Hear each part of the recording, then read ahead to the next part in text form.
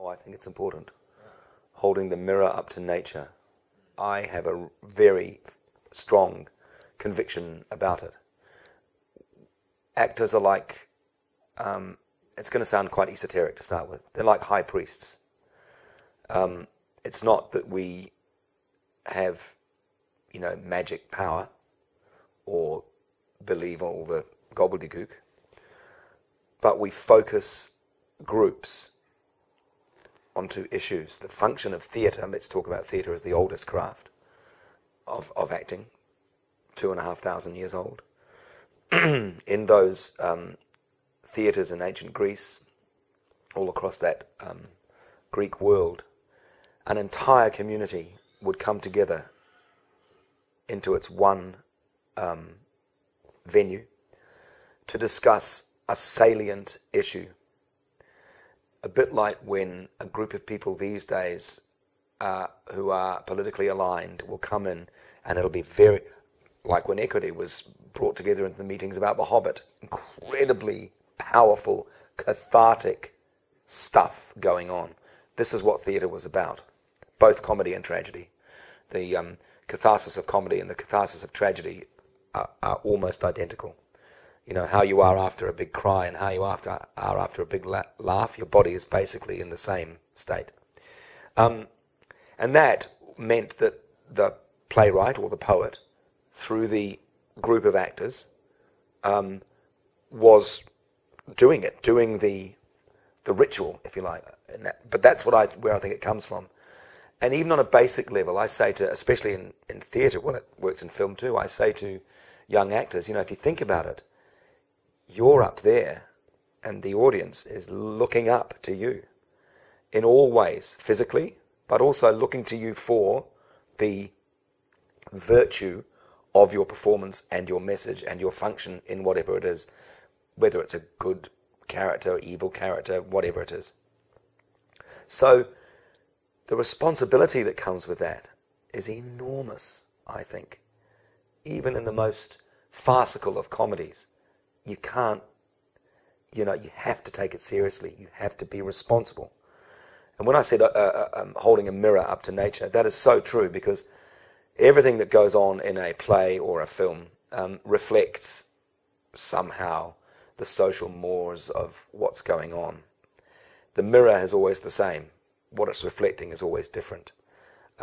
But what it has reflected in prior times will also affect what it's, this is an enormous function of communication in our society. And I think without actors, without plays, films, operas, I suppose, dances, without those things, those reflections, we could not be human fully. It helps us to experience what it is to be fully human.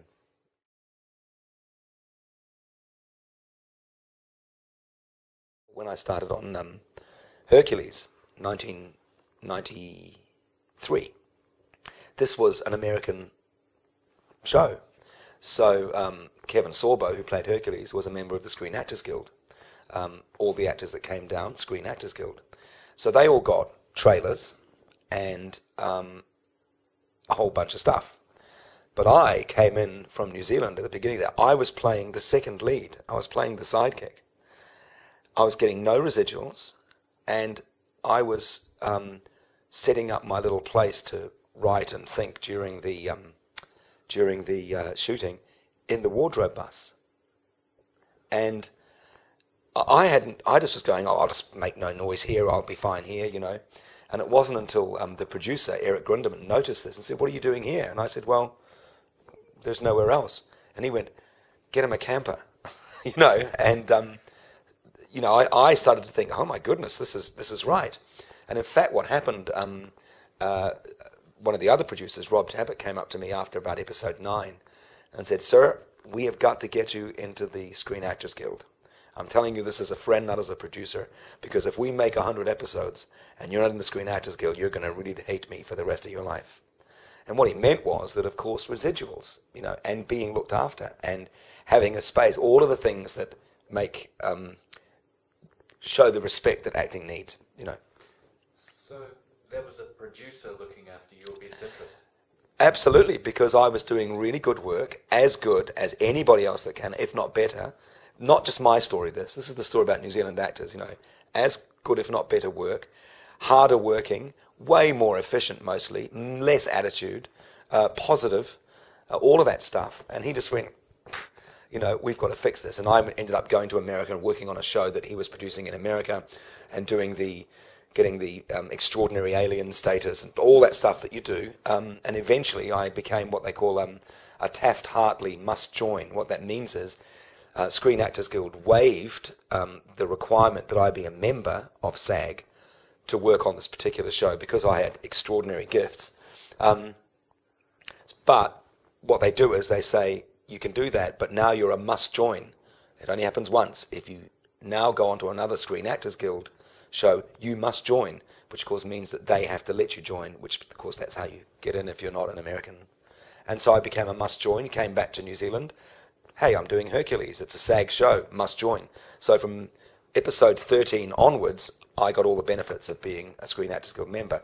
Residuals, a camper of my own, turnaround issues, like if they break your turnaround, getting paid for that.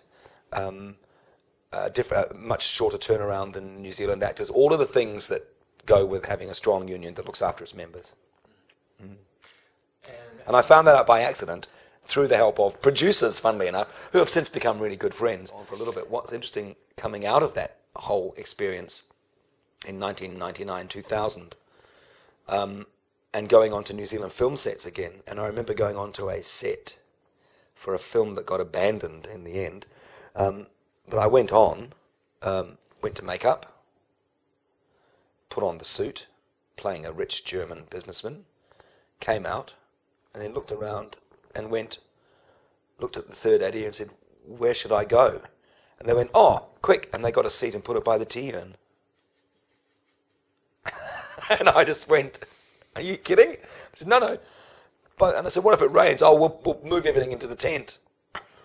So that's when I realized that there was, and I thought, God, if I have to ask for that, Joe Bloggs coming out of drama school who's scared of any producers isn't going to ask at all. You have, as an actor, as much right as anyone else in any other industry to be treated fairly and with respect, to feel that your craft is worthy, to feel empowered, to feel that you can walk into any situation and know what's going to happen. All actors have that right. It's called equity with every other industry. And we need to be part of Actors' Equity to make sure that you have that, especially if you're new in the industry. People like me, I don't care about asking people for what I want. But at the other end, when I was 20, I would have been terrified of talking to any producer or anyone in authority for fear I might lose the job or somehow get punished. And whether we like it or not, that feeling still pervades. So to make that go away and to create a fairer and happier and, in the end, more productive workspace, we need to be part of Actors' Equity.